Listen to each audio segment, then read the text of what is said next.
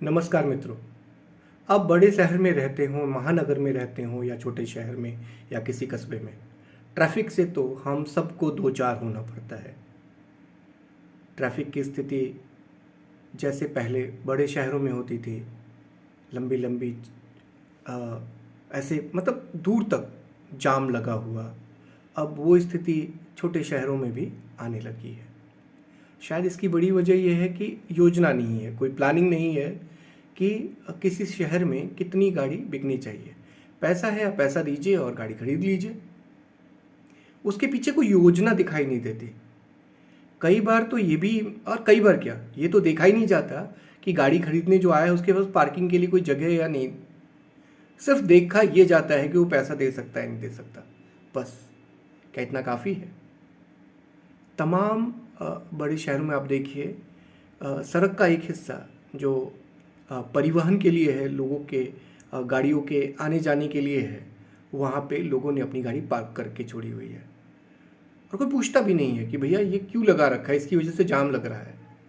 मैं दिल्ली में देखता हूँ कई सारे ऐसे बहुत ही पॉश इलाकों में भी गाड़ी लोग अपनी शायद पार्किंग है भी नहीं, सड़कों पे ऐसे ही छोड़ दिया है और कोई नहीं पूछ रहा उनसे।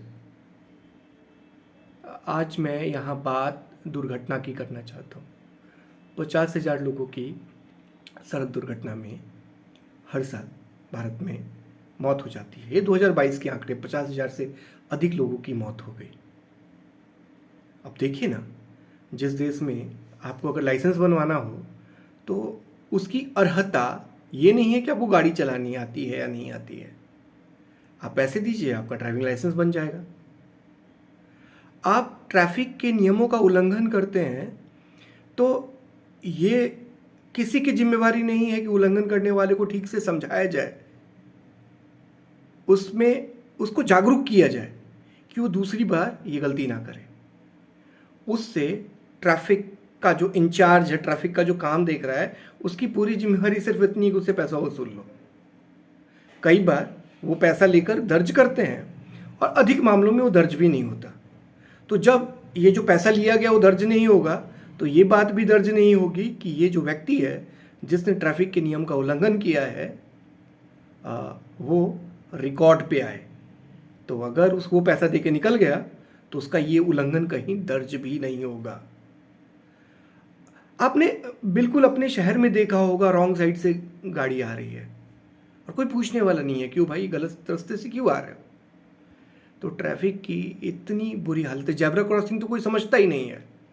मैं भारत के तमाम किसी भी शहर में चले जाइए, शायद कोई ऐसा शहर होगा जिसको मैंने देखा नहीं है जहाँ जेब्रा क्रॉसिंग पे अगर कोई पैदल यात्री खड़ा है वहाँ तो उसको पहले जाने का अधिकार दिया जाता हो। सब जल्दी में है, बहुत जल्दी में है, पता नहीं कहाँ पहुँचना चाहते हैं। जब इन छोटी छोटी बातों का ख्याल नहीं रखा जाएगा ना, लाइसेंस ऐसे ही मत दीजिए।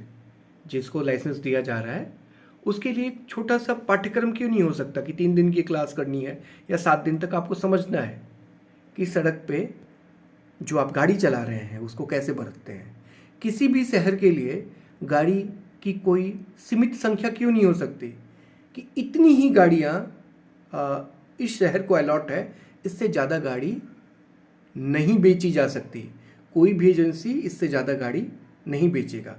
2 व्हीलर की लिमिटेशन, 4 व्हीलर की लिमिटेशन, ये सब चीज़ें क्यों नहीं तय की जा सकती।